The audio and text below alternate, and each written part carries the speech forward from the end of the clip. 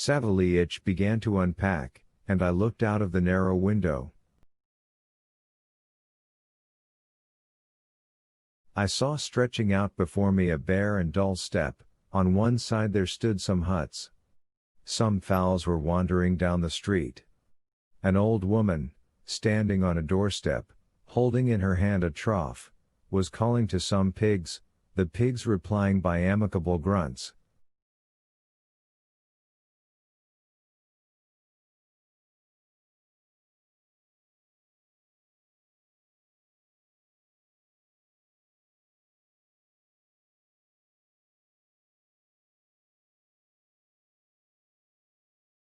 And it was in such a country as this I was condemned to pass my youth. Overcome by bitter grief, I left the window, and went to bed supperless, in spite of Savelich's remonstrances, who continued to repeat, in a miserable tone,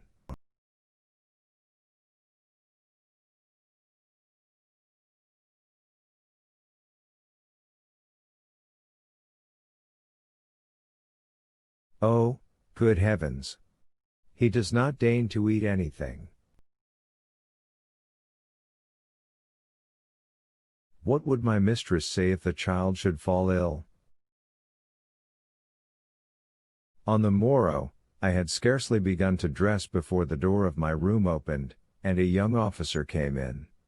He was undersized, but, in spite of irregular features, his bronzed face had a remarkably gay and lively expression.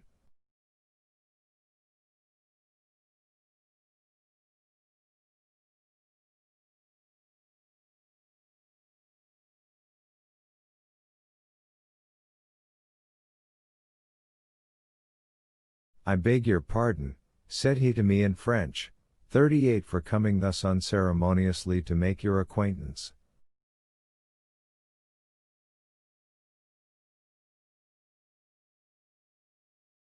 I heard of your arrival yesterday, and the wish to see at last a human being took such possession of me that I could not resist any longer.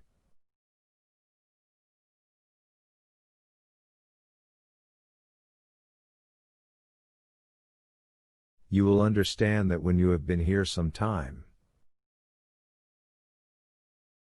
I easily guessed that this was the officer sent away from the guard in consequence of the duel.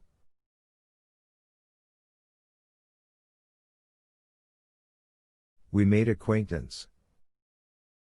Schwerin was very witty. His conversation was lively and interesting.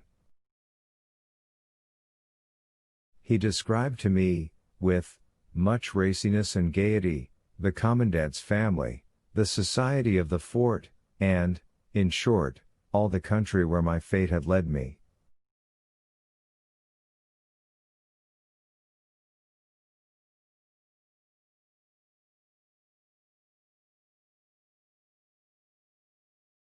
I was laughing heartily when the same pensioner whom I had seen patching his uniform in the commandant's anteroom, came in with an invitation to dinner for me from Vasilisa Igorevna.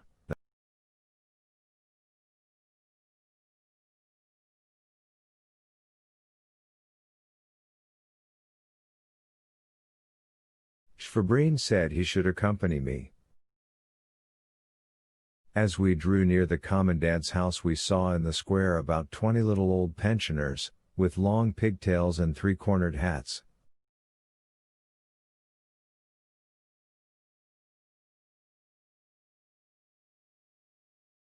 They were drawn up in line. Before them stood the commandant, a tall, old man, still hale, in a dressing gown and a cotton nightcap.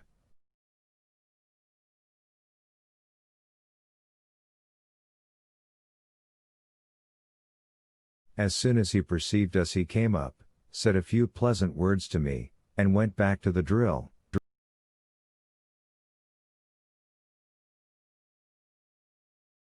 We were going to stop and see the maneuvers, but he begged us to go at once to Vasilisa Igorevna's, promising to follow us directly.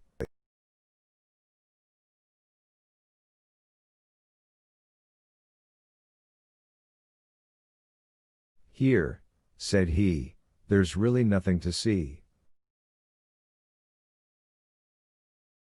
Vasilisa Igorevna received us with simplicity and kindness, and treated me as if she had known me a long time.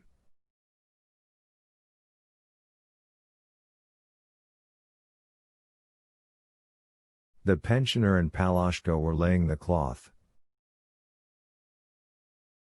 What possesses my Ivan Kuzmich today to drill his troops so long? Remarked the commandant's wife.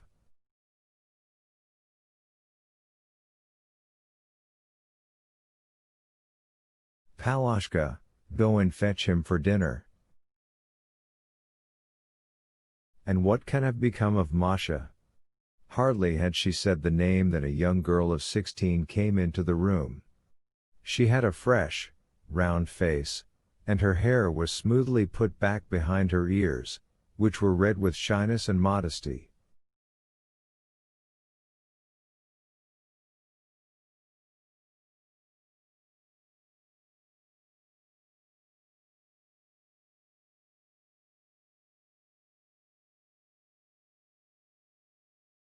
She did not please me very much at first sight. I looked at her with prejudice. Shvabrine had described Marya, the commandant's daughter, to me as being rather silly.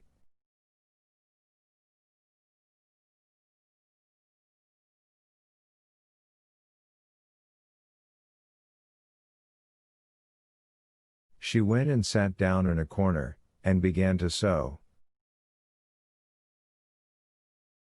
Still that she had been brought in. Vasilisa Igorevna, not seeing her husband come back, sent Palashka for the second time to call him.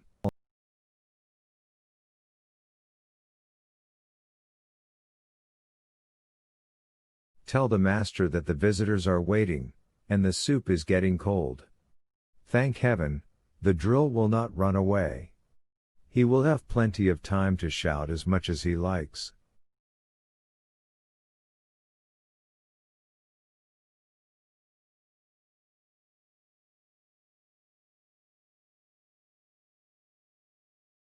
The commandant soon appeared, accompanied by the little old one-eyed man.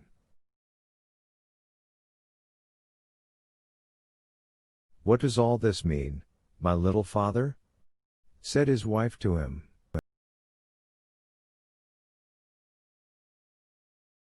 Dinner has been ready a long time, and we cannot make you come. But don't you see, Vasilisa Igorevna, replied Ivan Kuzmich, I was very busy drilling my little soldiers.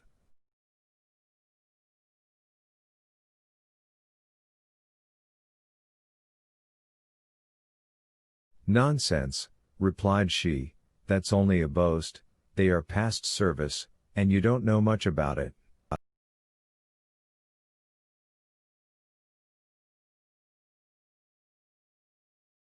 You should have stayed at home, and said your prayers, that would have been much better for you.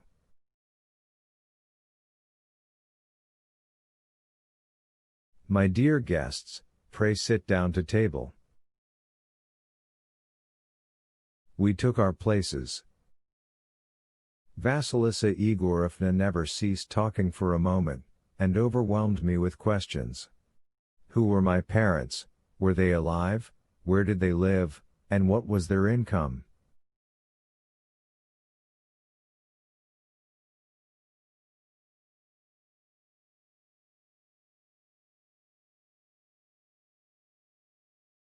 When she learnt that my father had 300 serfs, well, she exclaimed, there are rich people in this world.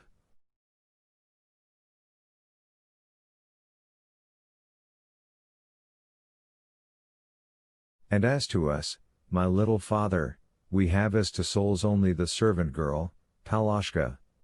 Well, thank heaven, we get along little by little.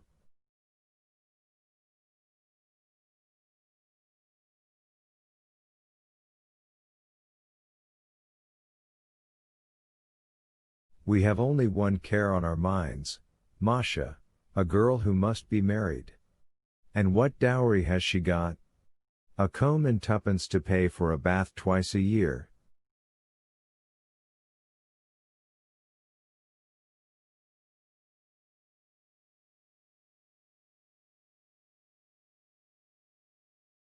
If only she could light on some honest man. If not, she must remain an old maid.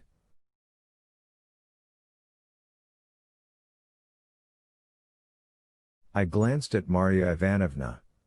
She had become quite red, and tears were rolling down, even into her plate.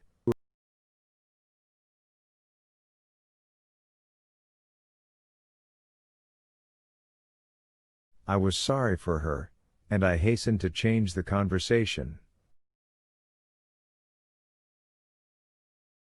I have heard, I exclaimed, very much to the point, that the Bashkirs intend to attack your fort.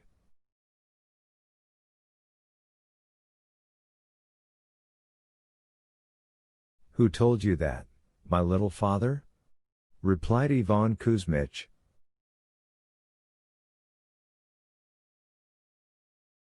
I heard it said at Orenburg, replied I.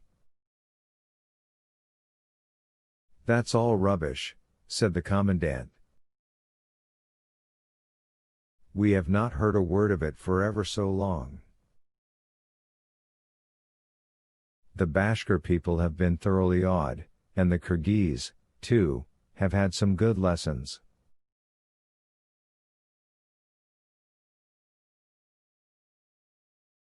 They won't dare to attack us, and if they venture to do so, I'll give them such a fright that they won't stir for 10 years at least.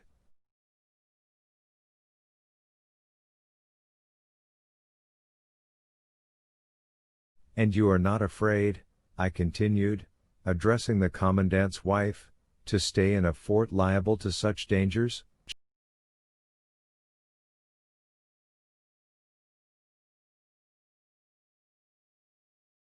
It's all a question of custom, my little father, answered she.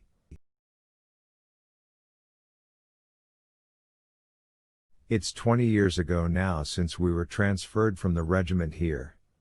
You would never believe how frightened I used to be of those confounded pagans.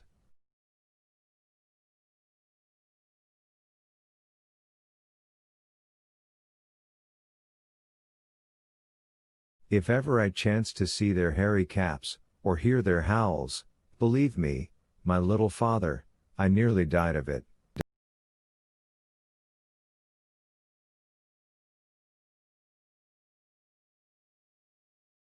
And now I am so accustomed to it that I should not budge an inch if I was told that the rascals were prowling all around the fort.